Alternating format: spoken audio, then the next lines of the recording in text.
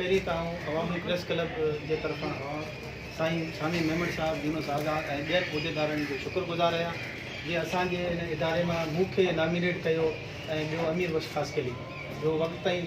शायदि कंहिं कमु मजबूरी जे करे कोन पहुतो ऐं मूं इलेक्शन जो जेको प्रोसेस ॾिठो ऐं मुंहिंजो पाण तजुर्बो 12 ऐं 13 इलेक्शनूं एसोसिएशन जूं कराए चुको आहियां ऐं तमामु ई सुठो हिकिड़ो प्रोसेस हो ऐं मूंखे अञा बि लर्निंग मिली सिखण जी लर्निंग मिली ऐं पंहिंजे तरफ़ां ऐं कराची रूरल नेटवर्क जे तरफ़ां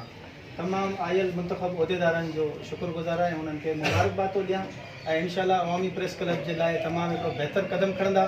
ऐं जेके दोस्त हाराए विया उहो बि दिलि आज़ारी न कनि ऐं इनशाला उहो बि उन्हनि सां ॿांह ॿेली थी